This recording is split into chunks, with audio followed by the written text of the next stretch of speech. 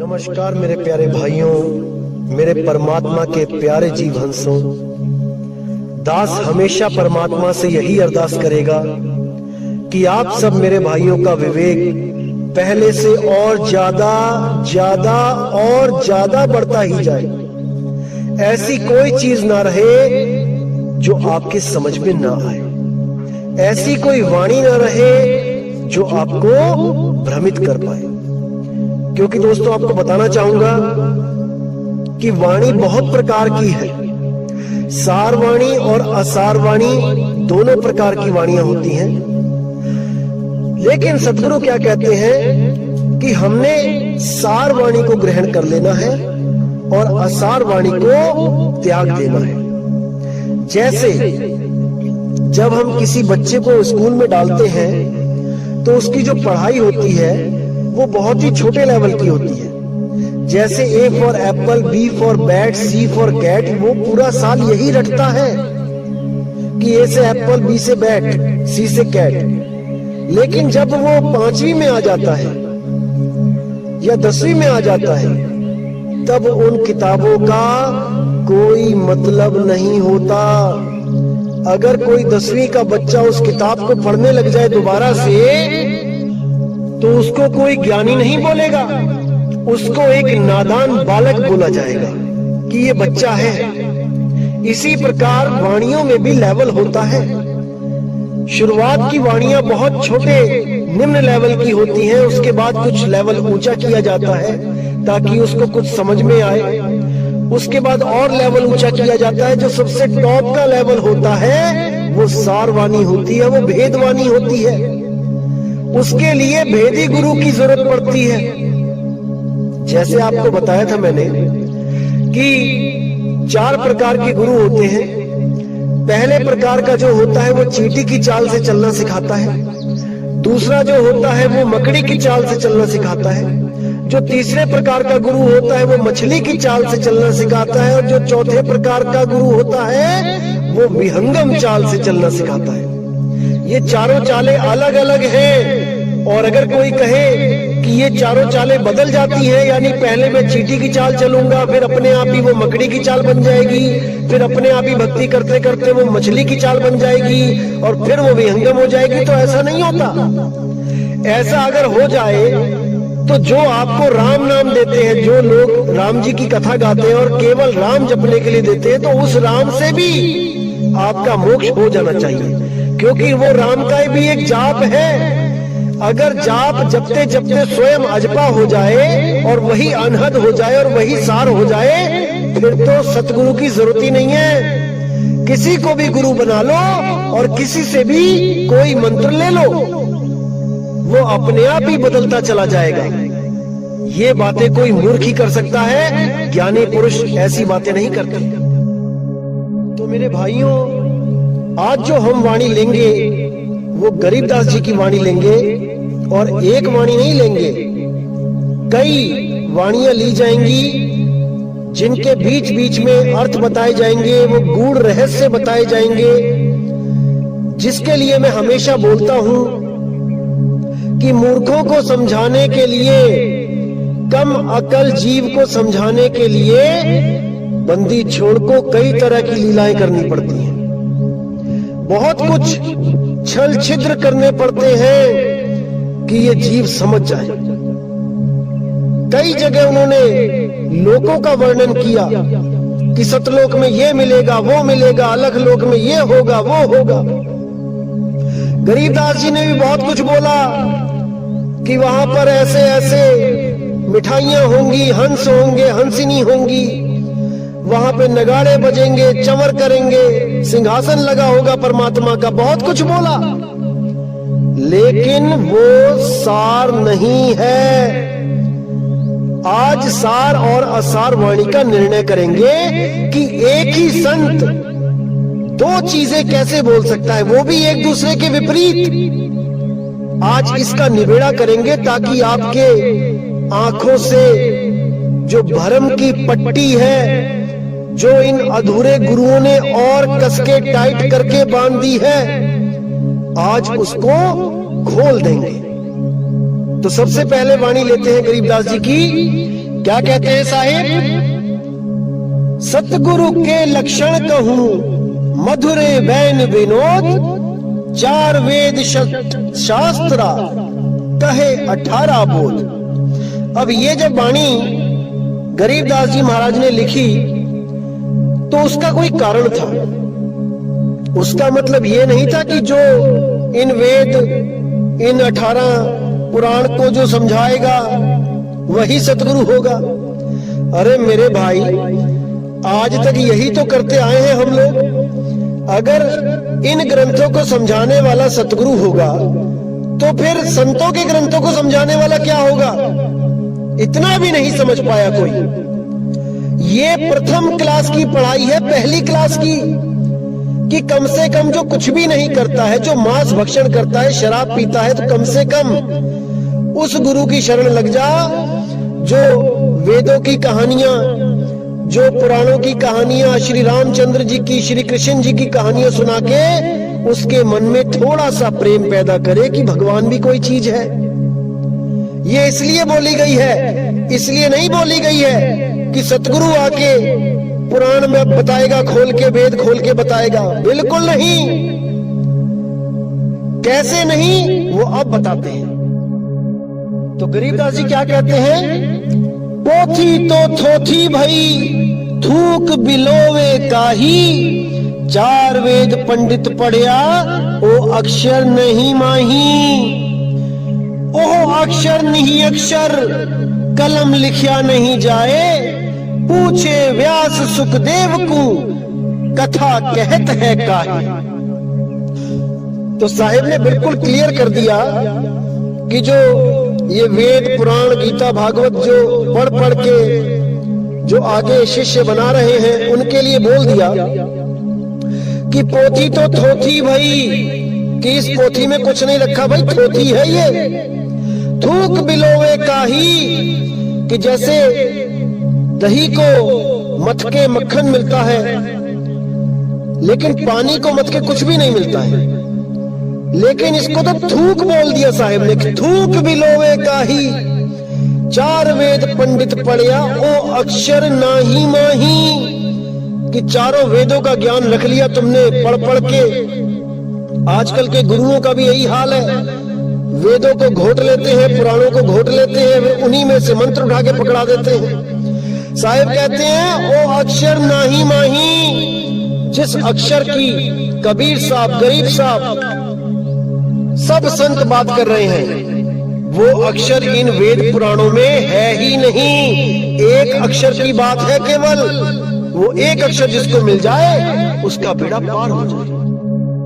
अब साहिब कहते हैं ओ अक्षर नहीं अक्षरम कलम लिखा नहीं जाए, पूछो व्यास सुखदेव को कथा कहत है काहे। कि वो नी अक्षर, वो एक ऐसा अक्षर जो नी अक्षर है, जो अक्षरों में नहीं आता, वो कलम लिखा नहीं जाए, उसको कलम लिख ही नहीं सकती। अरे तुम कौन से ग्रंथ ढूंढ रहे हो? कौन से ग्रंथों में उस अक्षर को ढूंढ रहे हो? वो किसी ग्रंथ में नहीं लिखा है, वो लिखा ही नहीं जा सकता, क्योंकि साहब बोल दिया कलम लिखा नहीं जाए। कलम के द्वारा उस अक्षर को लिखा ही नहीं जा सकता किसी ग्रंथ में। अरे तुम क्या सोच रहे हो, क्या पढ़ रहे हो, क्या ढूंढ रहे हो ग्रंथों में? वो अक्षर ग्रंथों में नहीं है, जिसके लिए गरीबदास जी ने बोला 52 अक्षर लेख राम रंग होरी हो, वो आखर या में ना ही राम रंग होरी हो, रहे शेष का शेष राम रंग होरी हो, कागज कलम कलेश राम रंग होरी हो। कि ये कागज कलम कलेश है, ये अक्षर तुम्हें उलझाने के लिए बनाए गए हैं। अगर तुम इन अक्षरों का जाप करते हो, अगर इन अक्षरों को पढ़ के ज्ञान को समझते हो कि वो अनाम है, अकह है, अबोल है, अचल है, तो ये अक्षर तुम्हारे साथी हैं, ये तुम्हें दिशा दे सकते हैं। लेकिन अगर तुम वो अक्षर भी इसमें ढूंढते हो जो परमात्मा ने इन ग्रंथों से परे रखा है, तो तुमसे बड़ा मूर्ख कोई नहीं है भाई। परमात्मा ने साफ बोला है, 33 अरब ज्ञान हम भाखा, मूल ज्ञान को न्यारे राखा। वो मूल शब्द को, वो सार शब्द को न्यारा रखा है, हर ग्रंथ से न्यारा, क्योंकि वो लिखा ही नहीं जा सकता, उसको कोई लिख ही नहीं सकता, वो सार नाम ऐसा है। लेकिन इन अधूरे गुरुओं ने ऐसा जाल बुना कि सब उसमें उलझ गए, बुद्धि विवेक भ्रष्ट कर दी सबकी। लेकिन मेरे भाइयों, अब बिल्कुल चिंता ना करो, एक एक चीज को ऐसे खोल के समझा दिया जाएगा कि आने वाले अनंत युगों तक ये काल के दूत किसी को नहीं भरमा पाएंगे। ये मेरा वादा है आप लोगों से। लेकिन आपने भी पूरा विवेक लगाना है कि मैं कहना क्या चाहता हूं, तभी बात बनेगी मेरे भाई, अन्यथा मैं ऐसे ही बोल के एक दिन चला जाऊंगा और कुछ हाथ पल्ले नहीं लगेगा। इसीलिए बोल रहा हूं, पूर्ण विवेक जगा लो अपना, एक भी ऐसी चीज ना रहे जो आपको भ्रमित करे, दिल में शंका उत्पन्न करे, ऐसी कोई चीज ना रहे। तो गरीबदास जी कहते हैं, ओ अक्षर नी अक्षरम, कलम लिखिया नहीं जाए, पूछी व्यास सुखदेव को कथा कहत है काय। कि क्यों तुम ये कथाएं कह कह के जीव को उलझा रहे हो, वो अक्षर इन कथाओं में नहीं मिलेगा, ना ही इन कथाओं को सुन के किसी का मोक्ष होगा, क्योंकि मुक्ति केवल और केवल शब्द से मिलती है मेरे भाई, और शब्द ही मुक्ति का दाता है, शब्द ही गुरु है, कोई देह गुरु नहीं है। देह गुरु तो केवल शब्द का भेद बताने के लिए इस संसार में आता है, उसके बाद वो शब्द का भेद बता के चला जाता है। और जो शब्द का भेद आपको दिया जाता है, असल में वही शब्द गुरु है, जो आपकी सुरती की संभाल करेगा, जो आपकी सुरती को इस 3 लोक से पार करेगा। उसी शब्द को ध्याना है मेरे भाई, उसी शब्द को ध्याना है, जिसके लिए गरीबदास जी ने बोला, सुरग नरक नहीं मृत्यु है, नहीं लोक बंधान, गरीबदास जिंदा कहे शब्द सत्य प्रमाण। देखो यहाँ कितना क्लियर कर दिया, अगर आप विवेकी होगे एक पल में समझ जाओगे कि यहाँ क्या बताया जा रहा है। सुरग नरक नहीं मृत्यु है, यानी जो ज्ञानी जीव होते हैं उनके लिए स्वर्ग नरक मृत्यु ये कुछ नहीं होता, कुछ भी नहीं होता, वो कभी मरते नहीं हैं, वो अमर होते हैं। ये दुनिया का भ्रम है कि कोई मर रहा है या कोई पैदा हो रहा है। आत्म देव कभी मरता और पैदा नहीं होता, वो हमेशा हमेशा अचल है। अगर उस आत्म देव को आपने अपने स्वरूप को प्राप्त कर लिया तो आप भी जन्म मरण से, स्वर्ग नरक से न्यारे हो जाते हैं।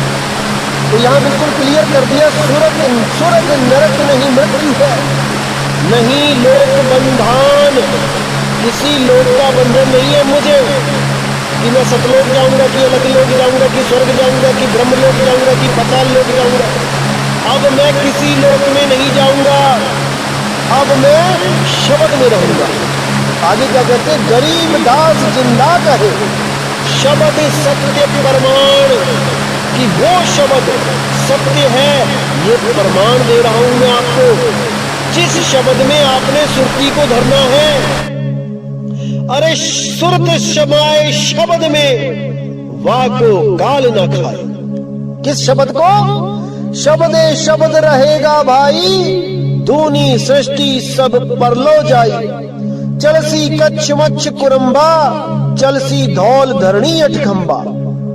आगे देखिए कितना स्पष्ट लिख दिया है, अक्षर रूप रहे नहीं कोई, जिन एती लीला समोई। नी अक्षर है रूप हमारा, हम ना चली चली संसारा। कितना क्लियर कर दिया कि मेरा रूप नी अक्षर रूप है, शब्द रूप है, मेरा धुन रूप है। नी अक्षर धुन जहावा होई, सोगत जाने बिरला कोई। कितना स्पष्ट है कि शब्दे शब्द रहेगा भाई, दूनी सृष्टि सब परलो जाई, कि केवल और केवल शब्द ही रहेगा अंत समय में। ये जितनी भी सृष्टियां हैं, सतलोक, अलखलोक, अगमलोक, अनामी लोक, ये स्वर्ग, ये नर्क, ये ब्रह्मलोक, ये पाताल लोक, ये सब नष्ट हो जाएंगे, क्योंकि ये सब पैदा हुए हैं, ये बने हैं, जो बना है वो एक दिन बिगड़ेगा। क्या नहीं बना? शब्द नहीं बना। कौन सा शब्द नहीं बना? जो 52 अक्षरों से न्यारा है, जो शब्द स्वरूपी राम है, जो शब्द धुन है, जो अखंड निरंतर धुन है, वो कभी नहीं ना बनी और ना उसका कभी अंत होगा। उसी धुन में सूरत को हमेशा रखना है, तभी काम बनेगा मेरे भाई, तभी काम बनेगा। तो कहते हैं अक्षर रूप रहे नहीं कोई, जिन एती लीला समोई। अक्षर रूप यानी इस 3 लोक में जो भी अक्षरों के द्वारा कहा जा सकता है, देखा जा सकता है, लिखा जा सकता है, बोला जा सकता है, वो सब खत्म हो जाएगा। अक्षर रूप रहे नहीं कोई, जिन एती लीला समोई। नी अक्षर है रूप हमारा, हम ना चले चली संसारा। मेरा रूप नी अक्षर रूप है, जिसको हम पीव कहते हैं। 3 रूप बताए मैंने आपको, एक जीव रूप, एक शिव रूप, एक पीव रूप। शर, अक्षर, नी अक्षर। तो जो पीव रूप है वो नी अक्षर रूप है, वो दोनों से परे है। उसको जानने से ही मुक्ति होती है, अन्यथा कोई मुक्त नहीं हो सकता, नहीं हो सकता। अब जैसे आप लोगों ने भी वाणी सुनी होगी गरीबदास जी की, खंभ पार कर आए सतगुरु, खंभ पार कर आए, मात पिता कुल कौन तास के, ना किने जननी जाए। कोटि कला कल धूत पुरुष की, ताजत है राम राय। प्रथम तो बैरा भय है, शव ठुकराए। दाने दरमली चूरन कीने, पारस पृथ्वी ल्याए। हिरणा कुश नख उदर बिदारे, कोपे बहुत रिसाए। तो देखिए यहां पर उन्होंने साफ कह दिया कि खंभ फाड़ के आए सतगुरु, खंभ फाड़ के आए, कि वो कबीर साहब ही खंभा फाड़ के आए। इसी तरह और भी लिखा कि द्रौपदी की लाज कबीर साहब ने बचाई, और भी बहुत कुछ लिखा। लेकिन ये सब लिखने का कुछ उद्देश्य था भाई, ये सारवाणी नहीं है। अगर आप ये मान के बैठ जाओ कि खंभा फाड़ के जो निकला वो कबीर ही था, तो कहां से सिद्ध करोगे कि कबीर साहब दया का सागर है? फिर तो वो किसी का पेट भी फाड़ सकता है। हजारों जीवों को मारा वहां है नरसिंह अवतार में, फिर तो कबीर साहब जीवों को मार भी सकता है। अरे जब 52 बार मारा गया तब तो उन्होंने पलट के कभी वार किया नहीं। वहां पर कैसे किसी जीव को मार सकते हैं सतगुरु बंदी छोड़? इतनी भी बुद्धि नहीं लगा पाए, इतना भी विवेक नहीं जगा पाए, और इन अधूरे गुरुओं के कहने मात्र से उस खंबे को फाड़ने वाला जो काल का अवतार था, उसको सतगुरु कबीर साहब घोषित कर दिया। हैरानी होती है मुझे कि उन गुरुओं को यही नहीं समझ में आया कि सारवाणी और असारवाणी क्या होती है। सारवाणी अलग होती है भाई, उसमें से सार निकालना पड़ता है, और असारवाणी होती है नादान शिष्यों के लिए। जैसे धर्मदास जी के लिए लोक बताए कि सतलोक में ऐसा होगा वैसा होगा, ताकि धर्मदास जी का मन बैकुंठ लोक से छूट जाए, ब्रह्मलोक जाने से मना कर दे। इसीलिए साहिब ने बोला, ना कहीं आना ना कहीं जाना, आपे में आप समाना, शब्द में शब्द समाना। इसीलिए बोला। तो क्या कहते हैं अगली वाणी में देखिए गरीबदास जी, तब आपको समझ में आएगा कि सारवाणी और असारवाणी क्या होती है। आइए देखते हैं। तो अपने ही ग्रंथ साहब में पेज नंबर 797 पर साफ लिखा है, साधो अविगत रूप अपारा हो, आसन असतल नहीं तास के, है माही पर न्यारा हो।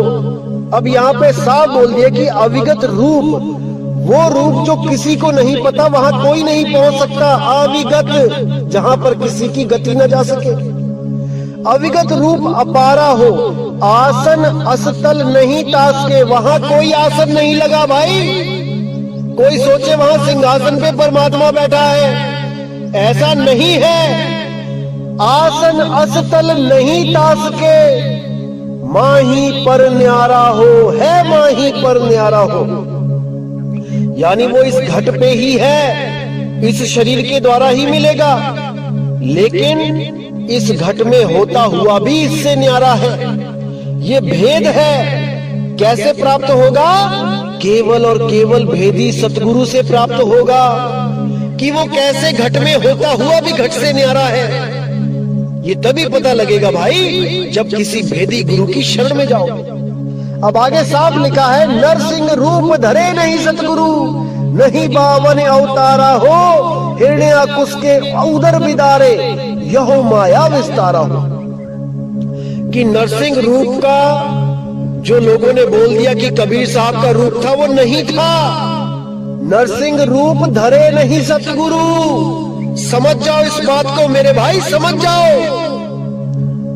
जो अभी भी नहीं समझेगा वो कभी नहीं समझेगा, क्योंकि मेरे भाई समझने के लिए बात है 84 नहीं तो 84। तो साहिब ने साफ लिख दिया, नरसिंह रूप धरे नहीं सतगुरु, नहीं बावन अवतारा हो, हिरण्याकुश के उदर बिदारे, यहो माया विस्तारा हो। ये माया का विस्तार है, ये कबीर साहब का रूप नहीं है जो खंबा फाड़ के बाहर आ गए और लाखों जीवों को मार दिया।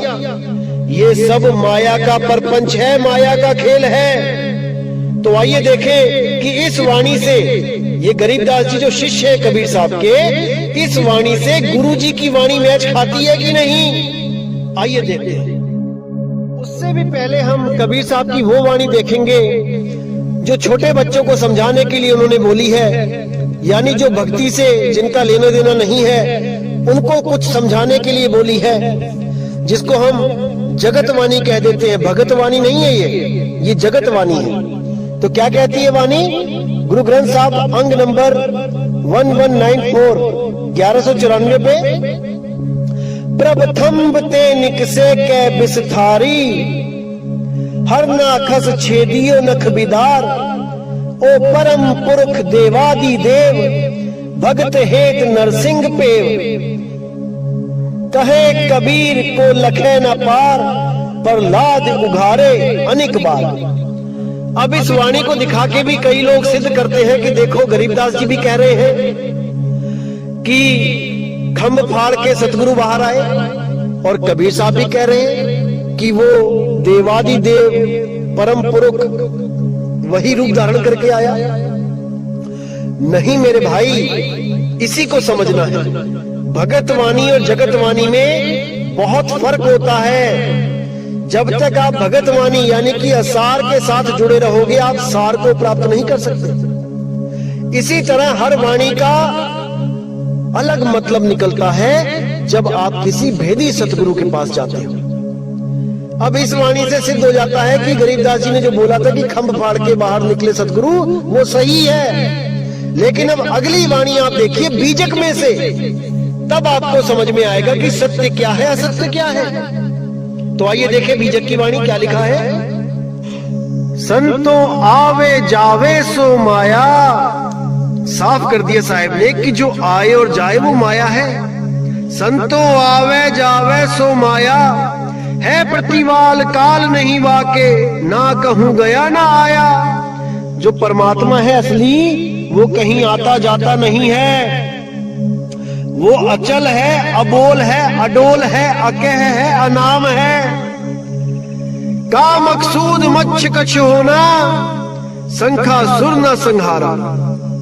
है दयाल द्रोह नहीं वाके, कहूं कौन को मारा। कि वो तो दयाल है, वो किसको मारेगा। और जो ये सोचता है कि वो किसी को आके मारता है, तो उससे बड़ा मूर्ख कोई नहीं। वो किसी को नहीं मारता भाई। तो आगे साफ कह दिया, ये सब काम साहिब के नहीं, झूठ कहे संसारा। खंभ फार जो बाहर होई, ते ही पतीजे सब कोई। हिरण्याकुश नख उदर बिदारे, सो करता नहीं होई। पावने रूप बलि को जाचे, जो जाचे सो माया। बिना विवेक सकल जग भर में, माया जग भर माया। बिल्कुल साफ कर दिया साहिब ने कि जिसके पास विवेक नहीं है वो इस जग में भरमता ही रहता है।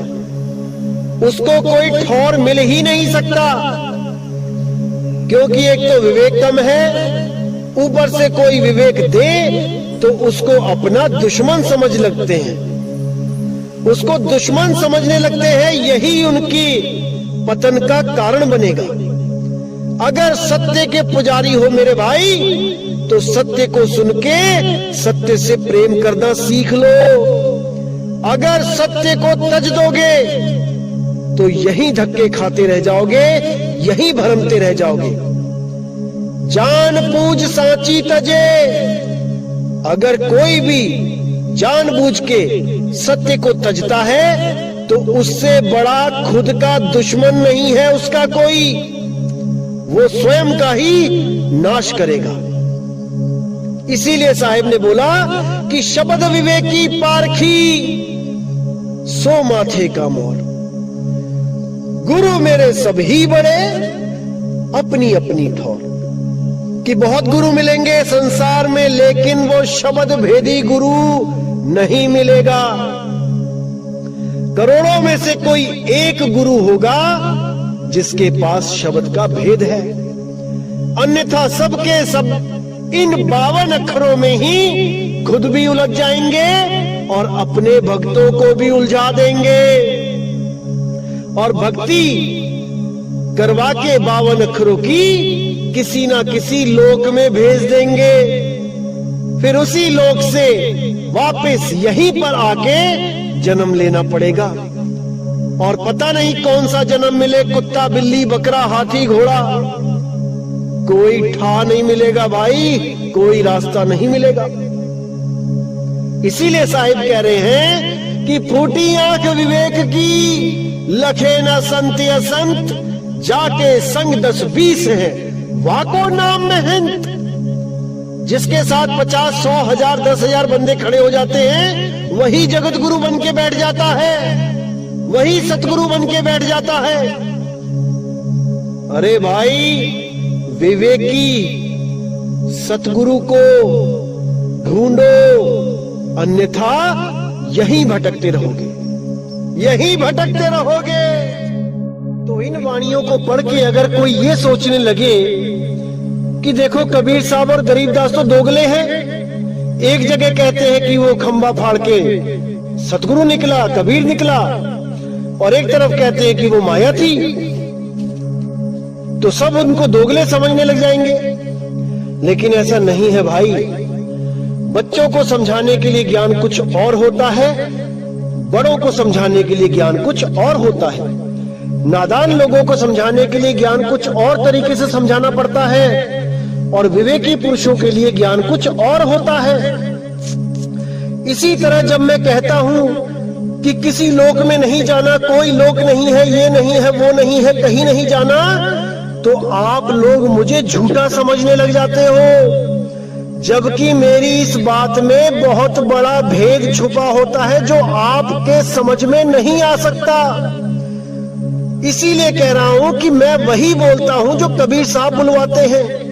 उन्होंने क्या बोला इन लोगों के लिए कि लोक आलोक शब्द है भाई, जिन जाना तिन संशय जाई।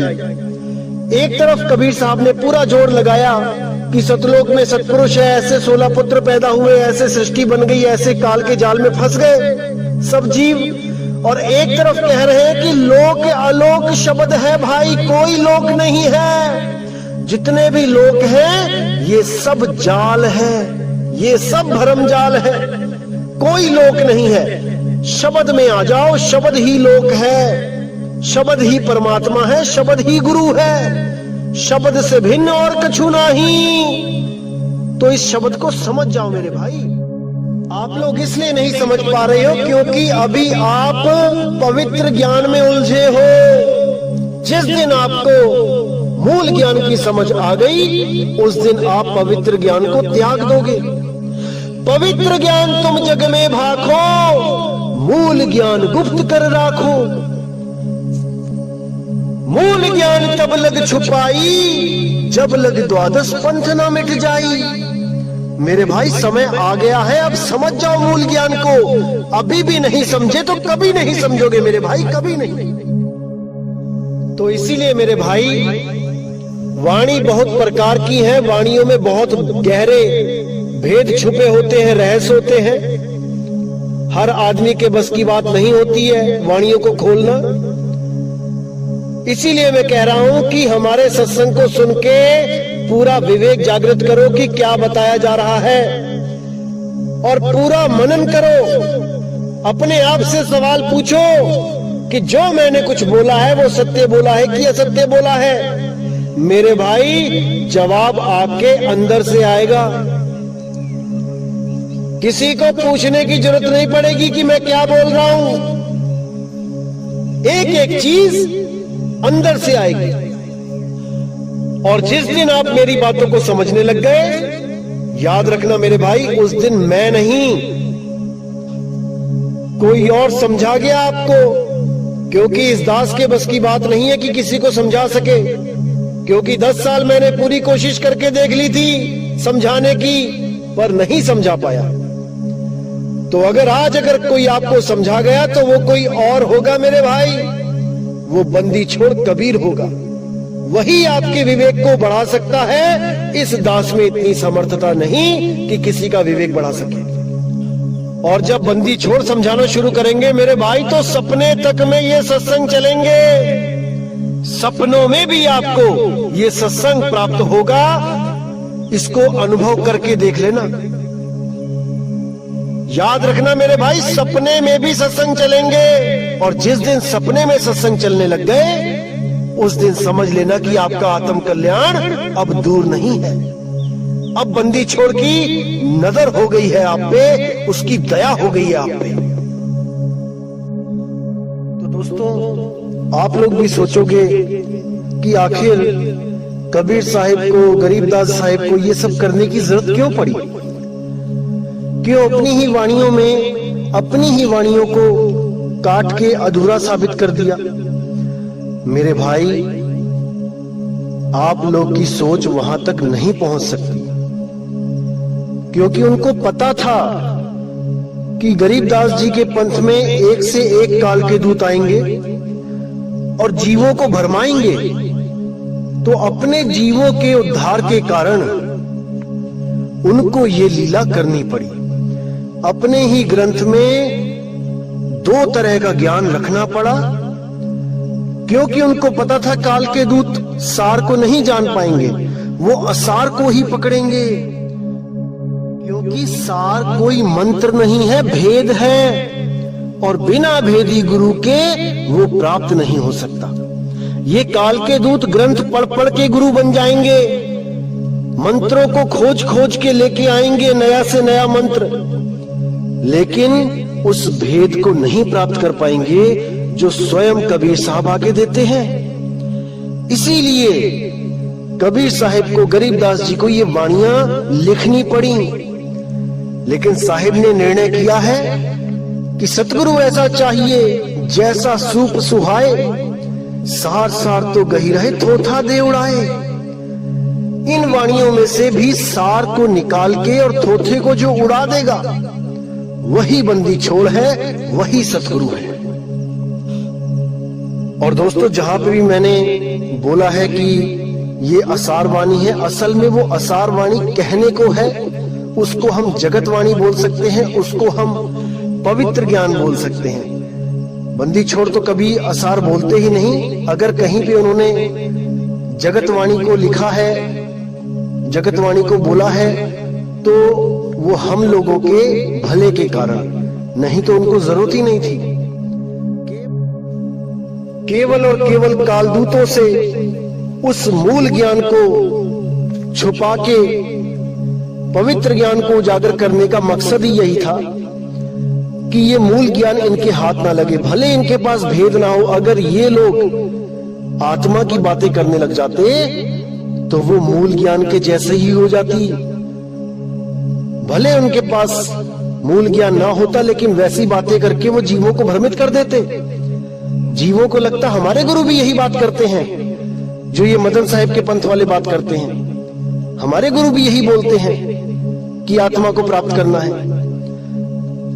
तब कोई डिफरेंशिएट नहीं कर पाता, अलग अलग नहीं कर पाता ज्ञान को। इसलिए कबीर साहब ने पहले इन 12 पंथों के ज्ञान को उजागर होने दिया और सबसे आखिर में मदन साहिब को उजागर किया, सबसे अंत में, ताकि कोई भी अपने ज्ञान को बदल ना पाए।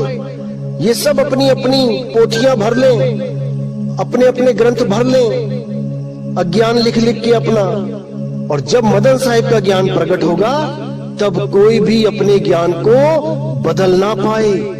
इसलिए सबसे आखिर में मदन साहिब को प्रकट किया गया, उनके ज्ञान को प्रकट किया गया, उनके विवेक को प्रकट किया गया। इसी तरह दोस्तों, मेरे भाइयों, संतों की वाणी में बहुत गहरे राज होते हैं। हमें भेदी सतगुरु के पास जाके उन वाणियों का खुलासा करवाना चाहिए, तभी बात बनेगी। तो केवल वाणियों के आधार पे भक्ति नहीं शुरू कर देनी चाहिए कि कहीं पे लिखा है ओ हम सो हम जपो रंग होरी हो, तो वहां ओम सोम जपने लग गए। अरे ये भी लिखा है ओ हम सो हम वाद विवादा, ओ हम सो हम में थे ध्रुव प्रहलादा, ये भी लिखा है। बहुत कुछ लिखा है मेरे भाई, लेकिन हमें सार को पकड़ना है, उस सार शब्द को पकड़ना है। अगर सार को नहीं पकड़ पाए तो ये जन्म बर्बाद समझो मेरे भाई। तो इसी के साथ दोस्तों मुझे विदा करें, और अगला सत्संग लेके मैं बहुत जल्दी आऊंगा। जय गुरु बंदी छोड़ बैराग साहिब, जय गुरु बंदी छोड़ साधु शरण साहिब, जय गुरु बंदी छोड़ बाबा मदन साहिब, जय जय गुरु बंदी छोड़ सतगुरु सत्य कबीर साहिब की सदा ही जय हो, सदा ही जय हो मेरे मालिक की साहिब बंदगी सतनाम।